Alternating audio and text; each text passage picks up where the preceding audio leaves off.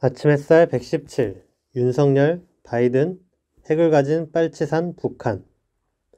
오늘날 한반도에서 미국과 친미, 친일, 적폐 세력은 속수무책으로 밀리고 있습니다. 미국은 북한을 군사력으로 제압하려 하지만 여의치 않습니다. 북한이 국가 핵무력을 완성하고 국방력을 빠른 속도로 키워나가고 있기 때문입니다. 미국이 경제 제재를 해도 북한은 자력갱생의 힘으로 제재에 맞서 경제 성장을 도모하고 있습니다. 한국 내 적폐 세력은 앞선 글 아침 햇살 116 촛불항쟁 세력의 특징 두 번째에서 살펴본 것처럼 촛불항쟁을 뒤집어 보려 하지만 결과는 신통치 않습니다. 미국도 적폐 세력도 판을 뒤집어 보려 하지만 마땅한 계책이 없습니다. 하지만 궁지에 몰린 쥐는 고양이를 무는 법입니다. 미국과 적폐 세력도 순순히 물러서진 않습니다. 살아남기 위해선 무리수일지라도 발악을 하게 되기 마련입니다. 1. 윤석열 사태와 미국의 촛불 역전 의도. 3월 4일 윤석열이 검찰총장직에서 사퇴했습니다. 중대범죄수사청 설치를 반대한다는 명분을 들었지만 진짜 사퇴 이유는 대선이라는 게 대체적인 평입니다. 한국갤럽 여론조사 기준으로 윤석열은 꾸준히 10% 이상의 지지율을 기록했습니다. 작년 12월에는 지지율이 23.9%까지 올랐습니다. 다른 적폐 대선 주자인 안철수, 홍준표가 5%에서 6%대 지지율에 그쳤던 것에 비해 독보적인 결과입니다. 그런데 윤석열 지지율이 올해 들어 급격히 하락해 2월엔 9%대로 주저앉았습니다. 추미애 전 장관과의 갈등이 끝나자 윤석열에 대한 관심이 사라져버린 것입니다. 이대로라면 윤석열은 잊히고 대선 주자로서의 가치를 잃게 될 것이었습니다. 적폐는 윤석열 카드를 이대로 잃을 수는 없었습니다. 윤석열이 검찰총장에서 사퇴한 배경이 바로 이것입니다. 사실 윤석열은 검찰총장으로서 더는 할 것도 없었습니다. 사퇴 카드는 소기의 성과를 거둔 듯 보입니다. 한국사회여론연구소가 3월 5일에 여론조사한 결과 윤석열은 32.4%로 지지율 1위를 기록했습니다. 그런데 과연 윤석열은 대선 주자로서 자리를 잡을 수 있을까요? 윤석열이 대선 주자로 자리 잡기 위해선 결국엔 국민의힘 당과 손을 잡아야 합니다. 국민의힘 당의 지원 없이 혼자 대선에서 이기는 건 불가능에 가깝습니다. 그런데 윤석열이 국민의힘 당으로 가려면 넘어야 할 큰 산이 있습니다. 바로 이명박 박근혜 구속 문제를 푸는 것입니다. 이명박 박근혜는 윤석열이 검찰총장일 때 구속됐죠. 윤석열이 국민의힘 당과 함께하려면 이명박과 박근혜 구속에 대한 입장 정리가 필요합니다. 그런데 이게 쉽지 않습니다. 이명박 박근혜 구속을 잘한 일이라고 주장하면 윤석열은 국민의힘 당과 손잡을 수 없죠. 그렇다고 이명박 박근혜를 구속한 걸 후회한다고 말하면 윤석열은 촛불 국민의 지지를 받을 수 없습니다. 살아있는 권력을 수사하느니 했던 말도 모두 비웃음거리로 전락하게 될 것입니다. 상황을 모면하기 위해 이명박 박근혜 구속은 결국 적폐를 위한 것이었다고 둘러댈지도 모르겠습니다. 촛불 여론으로 적폐 세력이 더 큰 화를 입는 걸 피하기 위한 궁여지책이라는 식입니다. 하지만 이 경우에도 윤석열이 촛불항쟁을 부정하게 된다는 건 변하지 않습니다. 이명박 박근혜 구속을 긍정적으로 평가하면 국민의힘 당에 버림받고 부정적으로 평가하면 촛불항쟁을 부정하는 셈입니다.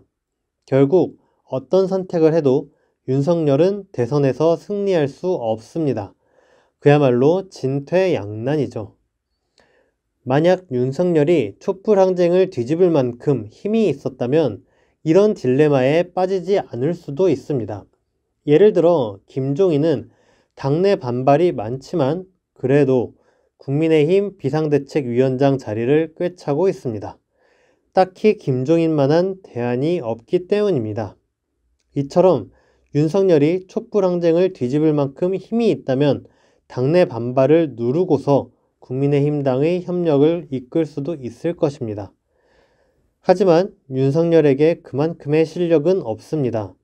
예를 들어 김종인 비상대책위원장은 3선 국회의원의 장관 및 청와대 경제수석을 하는 등 경력이 화려합니다. 노태우 정권 때 경제민주화 정책을 폈다고 하여 경제민주화 전문가로 꼽히기도 합니다. 그러나 윤석열은 오로지 검사로서 일했을 뿐입니다. 그래서 윤석열은 정치 지도자로 뭔가를 해낼 수 있는 것도 아니며 당을 발전시킬 수 있는 능력도 없습니다. 오로지 대선 주자로서만 가치가 있습니다. 그런데 윤석열은 대선 주자로서도 함량 미달입니다. 윤석열이 이룬 업적이 별로 없기 때문입니다. 문재인 정부와 싸웠다고는 하지만 공수처도 막지 못했고 중수청도 막지 못했습니다. 윤석열은 적폐 언론, 국민의힘당의 대대적인 지원 속에 검찰력을 총동원해 문재인 정부를 공격했지만 끝내 촛불 세력의 벽을 넘지 못했습니다. 이런 와중에 적폐 유력 주자의 견제도 심합니다. 홍준표는 윤석열의 사태가 임박하자 지금 사표 낸다면 그것은 잘못된 결단이 될 것이라며 반대했습니다. 윤석열이 사퇴한 후엔 야권 분열의 단초라며 우려를 표하기도 했습니다. 자기들이 쌓아온 권력을 윤석열에게 홀라당 뺏기는 게 싫어 견제하는 것입니다. 이런 정황을 보면 윤석열은 겉으로는 요란하지만 실제 대선까지 갈 수 있을지는 미지수입니다. 만약 국민의힘당과 손잡는 데 실패하면 윤석열은 결국 낙동강 오리알 신세가 될 것입니다. 그런데도 윤석열이 검찰총장직을 박차고 나온 이유는 적폐 안에 대안이 없기 때문입니다. 적폐는 그나마 윤석열 카드라도 쥐고 있어야 할 상황이었습니다. 그런데 윤석열 지지율이 바닥으로 곤두박질 쳤고 꺼져가는 불씨를 되살려놓기 위해 급한 대로 검찰총장직에서 사퇴시킨 것입니다. 정리하자면 적폐는 윤석열 카드로는 촛불항쟁을 뒤엎고 부활하기 어렵습니다. 그러면 적폐는 앞으로 어떻게 할까요? 그동안 대한민국 역사를 보면 국민의 항쟁을 뒤집은 배후에는 항상 미국이 있었습니다. 4.19 항쟁을 무위로 돌리기 위해 이승만을 하야시키고 박정희 군사 쿠데타를 일으키게 한 배후엔 미국이 있었습니다. 부마 항쟁을 잠재우려 박정희를 죽이고 전두환이 신군부 쿠데타를 일으킨 배후에도 미국이 있었습니다. 미국은 전두환이 광주 학살을 자행할 땐 항공모함까지 파견해 지원했습니다. 6월 항쟁에선 아직 확증이 드러난 건 없지만 주한미 대사나 미 국무부 동아시아 태평양 차관보가 전두환과 노태우를 만나는 등 미국이 개입했다는 합리적 의심이 있습니다. 이번에도 미국은 촛불항쟁을 무너뜨리고 싶을 것입니다. 일본도 마찬가지죠. 미국과 일본이 문재인 정부를 길들이고 통제하려 할 때에도 사사건건 주권을 지키려 나선 것은 촛불항쟁 세력이기 때문입니다. 올해 들어 대선 후보 지지율 1위에 올라선 이재명 경기도지사는 작년에 한미합동 군사훈련을 취소하자고 건의한 바 있습니다. 또한 이재명 도지사는 미국이 대북전단 살포 금지법을 두고 표현의 자유를 침해한다라며 내정 간섭을 했을 땐 미국 및 유엔, 유럽연합 등에 항의 서한을 보내기도 했습니다. 작년 8월 포천에서 미군 장갑차와 추돌해 국민 4명이 숨진 사건이 일어났을 땐 이재명 도지사는 훈련안전조치합의서 규정을 준수하라고 촉구하는 공문을 주한미군에 보내기도 했습니다. 이재강 경기도 평화부지사도 이재명 도지사에 힘을 실어주고 있습니다. 이재강 평화부지사는 한미합동 군사훈련에 대해 대북전단 살포 문제로 격화된 한반도의 긴장이 온전히 가시지 않았다. 상대를 자극하는 한미연합 군사훈련이 아니라 신뢰를 키우는 남북 협력 훈련이 필요한 때라고 주장했습니다. 이재강 평화부지사는 비무장지대에 집무실을 설치하려다 유엔사에 가로막히자 유엔사를 규탄하며 농성하기도 했습니다. 차기 대통령으로 유력한 사람이 이러니 미국은 불안할 수밖에 없습니다. 미국이 대한민국을 자기 뜻대로 안정적으로 관리하는 승인 체제를 유지하기 위해선 촛불항쟁을 뒤엎어야 할 상황입니다. 그런데 어지간한 수로는 촛불항쟁을 뒤엎을 수 없습니다. 그동안 적폐들은 태극기 부대로 광화문을 장악해보기도 했고 황교안을 내세워보기도 했습니다. 윤석열을 내세우고 검찰, 언론을 총동원해 문재인 정부를 공격해보기도 했습니다. 하지만 적폐는 2020년 총선에서 참패했습니다. 적폐 세력은 뭘 해도 부활할 수 없다는 게 총선에서 명백해진 것입니다. 미국과 적폐 세력에 남아있는 건 결국 북한 변수밖에 없습니다. 과거 미국과 적폐 세력이 북한을 악용해 광주 학살을 자행한 걸 봅시다. 이재명 도지사도 광주 학살을 두고 빨갱이들이 북한과 내통해 일으킨 폭동인 줄 알았다. 진실은 달랐다. 라고 이야기한 적 있습니다. 이런 사례에서도 알 수 있듯 북한 변수만큼 국민의 눈과 귀를 가리고 여론을 왜곡시킬 수 있는 수단은 없습니다. 한 가지 염두에 둘 것은 북한 병수를 악용하기 위해선 어지간히 충격적인 사건이 아니고선 통하지 않는다는 점입니다. 최근 윤석열과 국민의힘 당은 문재인 정부를 상대로 북한 원전 사건을 터뜨려보려 시도했습니다. 문재인 정부가 북한에 핵을 제공했다는 프레임을 씌우려 한 것입니다. 하지만 원전 사건은 국민의힘당 서울시장 후보가 된 오세훈이 버전의 약어 V를 대통령 VIP의 V라고 착각하는 바람에 웃음거리만 되고 끝나버렸습니다. 이 정도 사건으로는 국민의 비웃음만 살 뿐 촛불을 뒤집는 건 어림도 없습니다. 두 번째, 미국의 대북정책. 이번엔 미국을 봅시다. 바이든 대통령은 트럼프의 정책을 모두 뒤집을 것처럼 이야기했습니다. 바이든의 1호 정책도 트럼프의 이민 정책을 뒤집는 것이었습니다. 바이든 정부가 트럼프의 정책을 다 뒤집으려거든 한미합동 군사훈련을 강행하고 북미 정상회담도 부정해야 합니다. 미국의 기본 대북 정책은 제재와 군사 압박이어야 합니다. 그런데 바이든 정부는 취임한 지 2개월이 지나도록 대북 정책을 내지 않고 있습니다. 대북 정책 발표가 너무 늦다는 지적이 일자 제이크 설리번 미 백악관 국가안보보좌관은 여전히 대북 정책을 검토하고 있다라고 대답한 바 있습니다. 워싱턴 포스트는 바이든 정부의 대북 정책 검토가 여름까지 이어질 수 있다고 했습니다. 이렇게 대북 정책 발표가 늦어지는 건 북한을 어떻게 대해야 할지 갈피를 못 잡기 때문인 듯 합니다. 미국이 북한을 상대로 군사 대결을 하기엔 너무 큰 부담이 있습니다. 북한은 이미 핵무기로 미국 전역을 타격할 능력을 증명했습니다. 앞으로 북한이 군사행동을 하면 무엇을 하게 될까요? 대륙간 탄도미사일 발사로 그칠지, 괌 포위 사격을 할지, 태평양상 수소폭탄 실험을 할지, 어쩌면 미사일을 장착한 핵 잠수함이 미서부 해안가에 출몰했다가 감쪽같이 사라질 수도 있습니다. 중요한 건 미국은 무슨 일이 벌어질지 가늠할 수가 없다는 것입니다.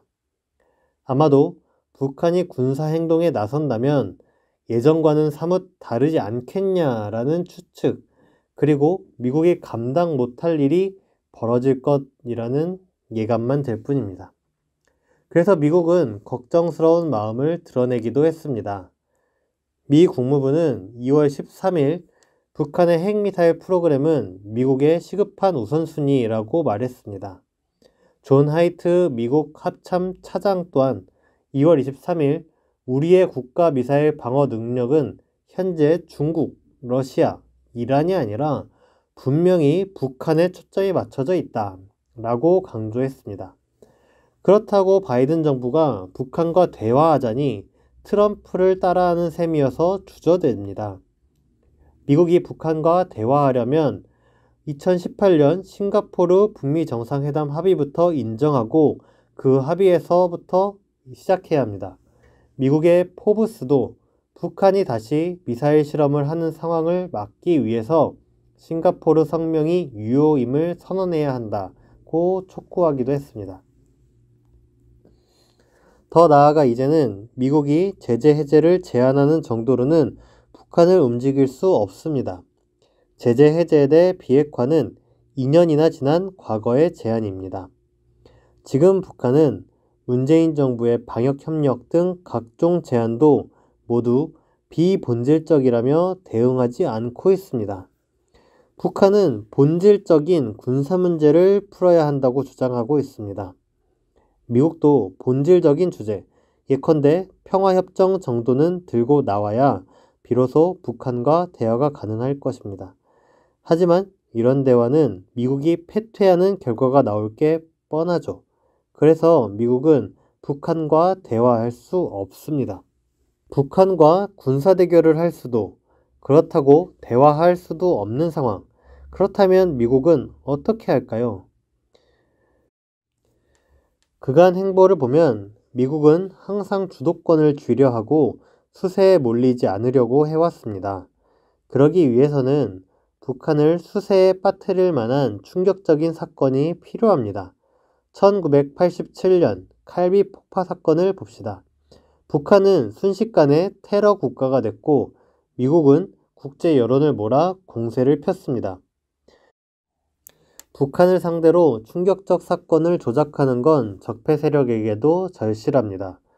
적폐 세력은 1987년 대선에서 무지개 공작이란 이름으로 칼기 폭파 사건 공작을 펴 1987년 대선에서 승리한 바 있습니다. 작년엔 서해 어업지도안 사건이 일어났는데 이때 국방부 같은 친미 반북 세력과 극우 적폐들은 벌떼처럼 들고 일어났습니다. 하지만 북한이 발빠르게 통지문을 보내 무산시켰습니다. 북한이 당시 상황을 자세히 밝혀 진상을 규명하려 한 점도 적폐로선 의외였을 것입니다. 미국과 적폐 세력들은 이런 식으로 북한 변수를 악용하려 사건을 조작할 가능성이 높습니다. 아마도 사건 조작은 이미 진행 중이라고 봐야 할 것입니다. 준비한 작전을 실행으로 옮기느냐 마느냐는 둘째 문제죠. 사건 준비에 성공하면 언제든 필요에 따라 실행으로 옮길 수 있기 때문입니다. 이와 관련해서 토니 블링컨 미 국무부 장관이 3월 3일 비용이 많이 드는 군사적 개입이나 무력으로 권위주의 정권을 전복하는 시도로 민주주의를 증진하지 않겠다 라고 말한 것을 주목할 필요가 있습니다. 다른 나라 정부를 전복하니 많이 하는 정책을 추진하더라도 NCND, 긍정도 부정도 하지 않는 게 보통입니다. 그런데 블링컨 국무장관은 마치 지금까지는 무력을 통한 정권 전복을 시도해왔다고 인정하는 것 같은 의혹을 부르는 발언을 하였습니다. 거꾸로 생각하면 블링컨 국무장관의 발언은 이제부터 미국이 무력을 통한 정권 전복을 시도하겠다는 뜻으로 볼 수도 있습니다.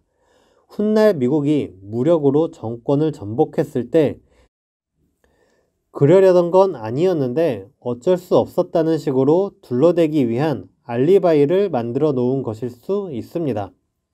그런 이유가 아니라면 굳이 공개적으로 이런 정책을 언급할 이유가 없지 않습니까? 세 번째, 북한의 대응. 여기서 중요한 건 북한이 어떻게 대응하느냐입니다. 과거 소련이나 중국을 보면 핵 무장을 한 후 반제 반자본주의 성격이 약해지고 타협 노선을 걷게 되었습니다. 미국은 소련과 중국이 성장하자 화해의 손을 내밀어 자기 편으로 끌어들이고자 시도했습니다. 소련이나 중국은 미국과 타협하며 강대국 지위를 누리려 했습니다. 혁명적 초심을 잃고 반제, 반자본주의 노선은 무뎌지고 국가와 기득권의 안정을 쫓게 되었습니다. 그러나 북한은 그러한 노선 수정과 타협이 없습니다. 북한은 지난 조선노동당 제8차 대회에서 최대의 주적인 미국을 제압하고 굴복시키겠다며 조선반도의 정세 격화는 곧 우리를 위협하는 세력들의 안보 불안정으로 이어질 것이라고 선언한 바 있습니다. 또한 조선노동당 규약 서문 중 조국 통일 부분을 수정하면서 강력한 국방력으로 근원적인 군사적 위협들을 제압하여 조선반도의 안정과 평화적 환경을 수호하겠다는 내용을 담았다고 합니다. 미국은 소련, 중국과 달리 북한에는 대결 정책을 유지했습니다. 미국은 북한과 수교도 맺지 않고 심지어 전쟁을 끝내는 종전선언도 하지 않습니다. 북한은 평화협정을 체결하자고 주장하는데 미국이 전쟁을 유지합니다. 북한을 향한 제재도 계속합니다. 북한은 2019년 하노이에서 열린 2차 북미 정상회담에서 부분적 제재 해제를 제안했는데 미국은 이를 받아들이지 않았습니다. 북한 입장에선 미국과 정면 대결을 할 수밖에 없습니다. 김여정 조선노동당 중앙위원회 부부장은 김정은 국무위원장이 2019년 6월 판문점에서 트럼프 전 대통령에게 미국이 우리에게 강요해온 고통이 미국을 반대하는 증오로 변했으며 우리는 그 증오를 가지고 미국이 주도하는 집요한 제재 봉쇄를 뚫고 우리식대로 우리 힘으로 살아나갈 것임을 분명히 천명했다고 공개하기도 했습니다. 76년 동안 쌓인 미국을 향한 증오, 이 증오는 결코 가볍게 여길 게 아닙니다. 지금 북한은 핵무기를 가진 날아다니는 빨치산이라고 말할 수 있습니다. 북한이 핵무기를 가졌다는 건 사실이기 때문에 더 이야기할 필요가 없죠. 여기서 중요한 건 북한은 지금도 빨치산이라는 것입니다. 북한은 지금도 일본 제국주의에 맞서 산발을 타고 싸우던 빨치산을 이어가고 있는 듯 보입니다. 2019년 김정은 국무위원장의 백두산 등정을 봐도 그렇습니다. 김정은 국무위원장이 백마를 타고 백두산에 오른 후 북한 전역에서는 백두의 혁명 정신을 배우겠다는 백두산 대학 열풍이 불었습니다. 북한이 강조하는 빨치산 정신은 어떤 특징을 가지고 있습니까? 첫째는 3대 각오입니다. 북한은 제국주의와 싸우기 위해 얼어 죽을 각오, 맞아 죽을 각오, 굶어 죽을 각오를 가져야 한다고 말합니다. 그리고 북한은 4대 군사 노선으로 전 국민의 무장화, 전 군의 간부화, 전 지역의 요새화, 전군의 현대화를 내세웠습니다. 종합하면 북한은 전 국민과 전 군이 북한 전역에서 미국과 죽을 각오로 싸운다고 할 수 있습니다. 북한이 강조하는 빨치산 정신의 특징은 두 번째로 타협과 중도 반단이 없다는 것입니다. 국가 대 국가의 싸움, 자본가 대 자본가의 싸움, 권력자 대 권력자의 싸움엔 언제나 타협이 있을 수 있습니다. 어느 정도 승부가 가려지면 막대한 피해를 보기 전에 타협하고 중단하는 것입니다. 그래야 서로 파국을 면할 수 있습니다. 그러나 빨치산은 다릅니다. 빨치산의 싸움은 타협이 존재할 수 없고 어느 한쪽이 사라져야 끝납니다. 이것이 빨치산 전쟁과 정규전의 차이점입니다. 북한과 대결하려는 세력은 이 점을 명심해야 낭패를 면할 수 있을 것입니다. 앞으로 한반도 정세는 어떻게 될까요? 주호영 국민의힘당 원내대표는 바이든 미국 대통령 당선인과 인적 네트워크는 주로 국민의힘에 많이 있는데 이 자리에라도 와서 한 수 배워가야 하지 않겠는가 라며 자신들이 문재인 정부보다 더한 친미 세력임을 과시하고 있습니다. 이들이 살 길은 오로지 미국뿐이기 때문에 미국과 운명 공동체적인 성격을 갖습니다. 미국과 친미 친일 적폐 세력은 결국 북한과의 대결 아니면 대화 둘 중에 무엇을 선택하게 될까요? 한미합동 군사훈련이 3월 8일에 시작해 18일까지 이어진다고 합니다. 미국은 최근 북한 인권을 문제 삼거나 북한이 새로운 핵 활동을 시작했다며 대북 강경 발언을 내놓고 있습니다. 이를 보면 미국은 북한과의 대결로 흘러가는 듯 합니다. 문재인 정부도 한미합동 군사훈련에 동참하면서 미국의 대북 대결 책동에 발을 담근 것 같습니다. 미국은 3월 한미합동 군사훈련뿐 아니라 그 이후에도 무력을 동원해 충격적인 사건을 일으키려 할 수 있습니다. 하지만 그런 시도를 하면 미국과 문재인 정부는 핵을 가지고 날아다니는 빨치산을 맞닥뜨리게 될 것입니다. 핵을 가진 빨치산은 한국과 미국이 흔히 접하는 외교 상대와는 많이 다를 것입니다.